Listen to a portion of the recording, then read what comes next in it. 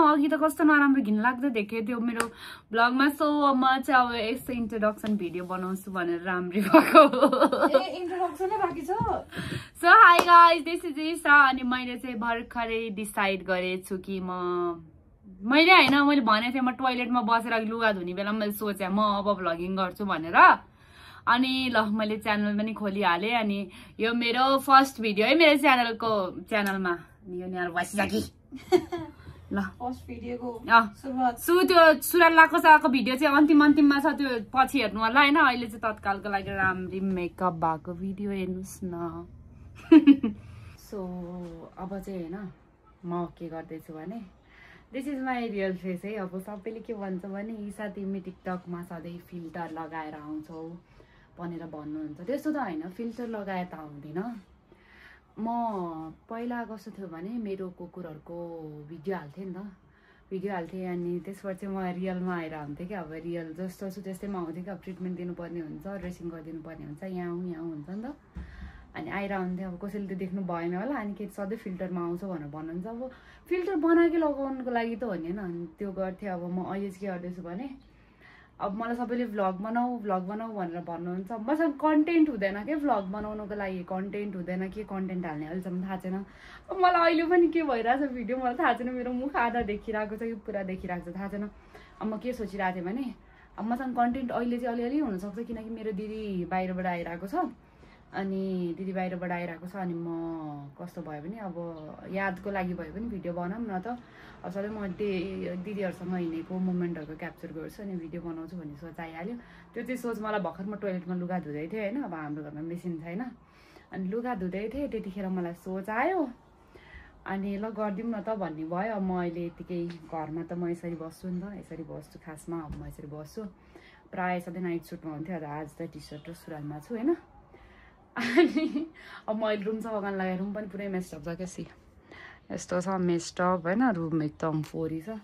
दिदी क्लिनिक गएको छ अनि म अब दिदी आउनुभन्दा अगाडि रुम सफा गर्छु, लुगा धोएर भ्याएँ। अनि अब के भन्दै थिएँ भने रुम सफा गरिरहेको छु खासमा होइन। रुम चाहिँ यतिको चाहिँ भयो है, यतिको। यो यहाँ चाहिँ म अहिले सुतिरहेको छु। मेरो रुममा सनलाइट यति मजाले आउँछ यो स्पेसमा होइन। अनि म यहाँ सुतिरहेको छु, त्यसलाई बेड छोडिदिरहेको छु नि त अहिलेको लागि।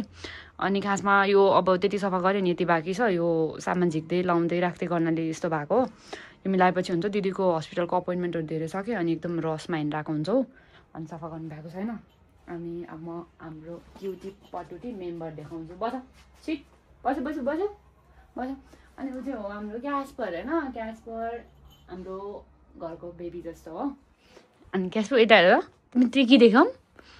ऊ चाहिँ हाम्रो गाउँको बेबी। टिकी देखाऊँ खै, टिकी देखाऊँ। यता हेर हुन्न। उसको यो निधारको टिकी चाहिँ मम्मी ड्याडीले मलाई लगाइदिनु नलाइदिनु, उसलाई चाहिँ जहिले पनि लगाइदिनुहुन्छ है। नि उसलाई म इरिटेट गर्छु कि गिजलिरहेको हुन्छ नि फेरि ऊ इरिटेट हुन्छ। अनि तिमी घाँटीमा राखी पनि लगाएको छ, देखाइदिउँ न खै। म बच्चालाई जहिले राखी पनि लगाइदिनु गरेछ। उसलाई उयो छुनुहुन्न कि राखी यहाँ छ। अनि ऊ नटी हो, उसलाई म खासमा यतिकै गिजल लान्छु कि अनि मन पराउँदैन सब थुनेर राखेर। अनि प्लस कसो भने क्यासबरलाई हामीले ल्याएको 6 वर्ष भइसक्यो। दिदी गएको 6.5-7 वर्ष भयो। एकअर्कालाई देखाएको चाहिँ छैन उनीहरूले होइन। अनि अहिले दिदीसँग लुटुपुटु भएर बस्छ, दिदीसँगै हुन्छ प्रायः टाइम। अनि हामीलाई मान्छे गर्नु हुँदैन उहाँले है।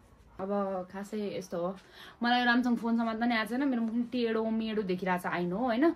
अब झाडु हालेर सुइराहरू झाडु हानेर भ्याउँछु, झाडु हानेर भ्याइसकेपछि नुहाउँछु। दिदी आउँछ जस्तो, दिदी आइपुग्छ जस्तो अघि फोन गरेको थियो।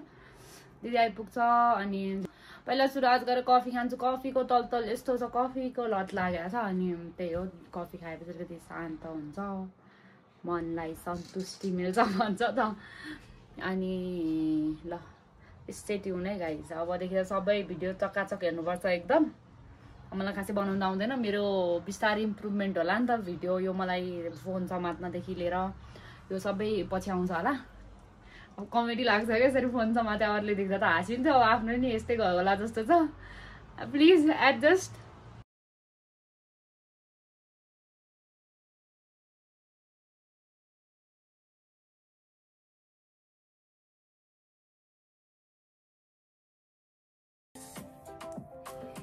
मेरो साथी आउँदैछ if you know her name is spaghetti अनि चार्नी आउँदैछ आयो भन्थ्यो कि मैले चार्नी आइपुग्छ भनेको नि भर्खर फोन आयो हेलो गेट लाग्छ चाबी त्यही छ होला एकचोटि तन्केर हेर त नभए म आएँ तर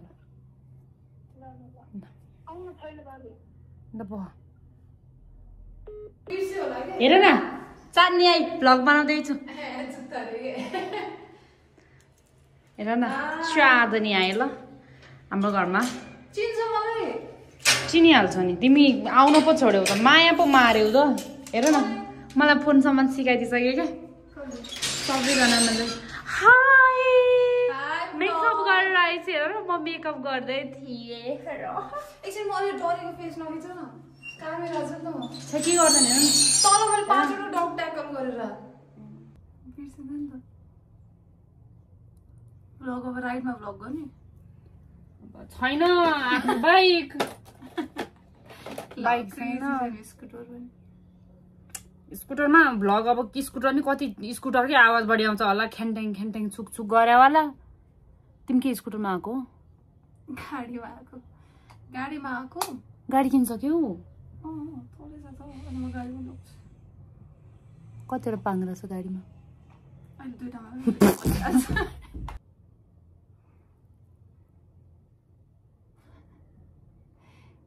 त्यस्तोमा चाहिँ गीत हाल्ने मेसका रहेछ नि लाउँछ होइन त्यस्तै आगे चाहिँ उचाल्दैनन् क्या मुख मात्र गर्ने होइन ऊ देख्यो भ्लग बनाउनुपर्छ होला यसको कुरा गर्न नमस्ते भनिदिनुहोस् चाँदनी म्याडमजी उहाँ मेरो राइडर हो है आजको अब हामी कफी खान जाँदैछौँ अफ कस्तो घाम घाम एकदम छ अब हामी कफी खान जाँदैछौँ bro this is polarised glass वाला चस्मा ओके सेम न्युमेको मैले यो सनग्लासमा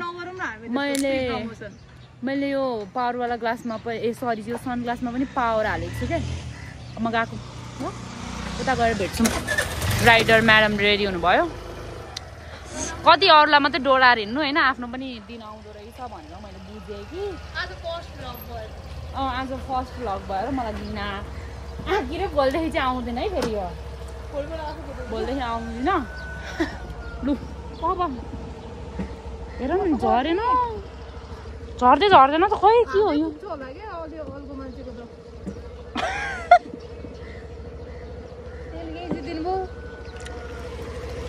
यस्तो दुःख दिन्छ के मेरो भाइ बाबा सबै निकालिदिन्थ्यो यो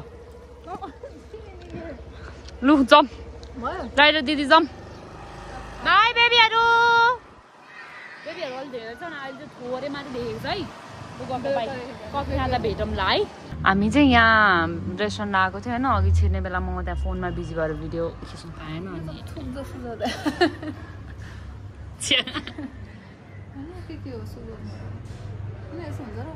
सुगर सिरप बाक्लो हुन्छ कालो कालो छ्याक्रेक छ्याक्रेक छ कि भित्र म त खाँदिनँ बहिनी अब तिमी खाने तिमी त जे भयो नि ठुक्या भयो नि खानै पर्छ तिमीलाई के थाहा स्ट्र पनि कत्रो ठुलो हो यो हामीको त्यो मिठो मिठो मिठो टाइपकै हुन्छ नि क्या के पनि नाम छैन भन्ने के हो यो कफी रे कफी किन कालो छ कफी कस्तो हुन्छ अलिकति स्विट कलर हुन्छ नि फेरि त्यसको बट्टा राखेर हामीले नै होस् के हो त्यो होला नुन भन नि नुन होइन म त्यो पोर्टो दिइहाल्यो मैले 200 सुन डल रे 200 सुन अकुलमा भने 26 हो रे खुब थाहा छ कमेन्टै पढेर पछि नखाऊ है यस्तो हो क्या अब म होइन यताबाट पुस गर्दैछु मेरो सब्सक्राइबर बढाइदिनु भनेर भन्दैछु मेरो आफ्नै मान्छेलाई भनेको सबै आफ्नै सपोर्टर हुन् है काश मगर हो के हो इसा केसी लेखिरहेको छैन माथि के सोध्छन्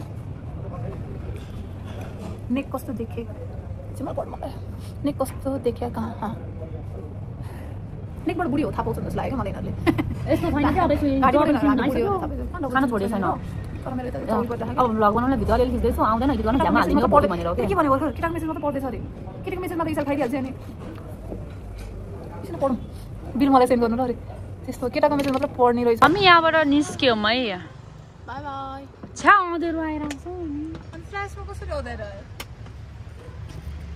गएको म घर गएर लाइट निकाल्छ अनि हामी डाँडामा जान्छौँ बत्ती उडाउनु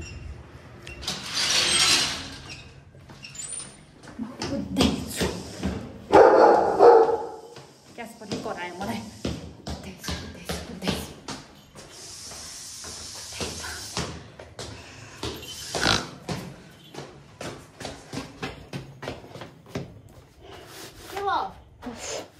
किन होला यो आइसकेछ त्यो आमा कोठा कस्तो पगाडि चाहिँ फोहोर गरेछ फेरि यसले केही छैन सासै भुलिसक्यो ल म भेटाएँ होइन म जाँदैछु बल्ल बल्ल निकाल्यो क्या यो उडाउनु जानु लाग्यो यो बत्ती है उडाएर आउँछु ल त यहाँबाट हेर त यहाँबाट हेर है ऊ त्यहाँ चाङ्गुको डाँडामा अब चाङ्गु गरेर उडाएर आउँछु यसले यहाँबाट हेर्छ अनि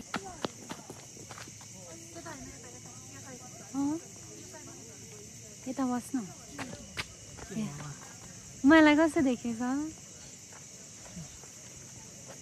हामी यो भ्यू हेर्नु आएको अब लाइट उडाउँछौँ आउनु तिमी पनि त आएको छैन मसँग आएको छैन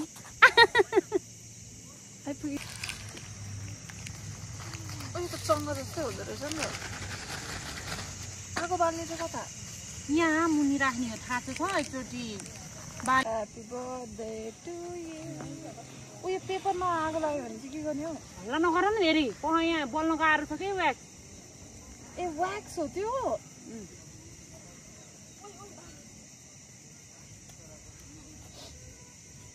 प्लास्टिकमा आगो लाग्ला जस्तो छ बरु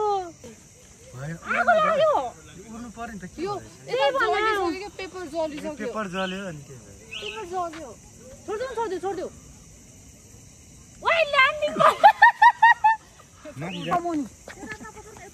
यो त आगो लाग्नुमा काटिसक्यो डढिसक्यो नि त पल परिसक्यो उता यहाँ आगो लागिसक्यो हुर निभाइदिउँ अर्को बनाउनु पालेन यो डेट एक्सपायर भएको रहेछ जस्तो छ ल जलिरहेको हामी चाहिँ ओइ लकी खराब उडेन नि त त्यो अनि हामीले अब उडाएनौँ कोसिस चाहिँ गरेनौँ यस्तो छ होइन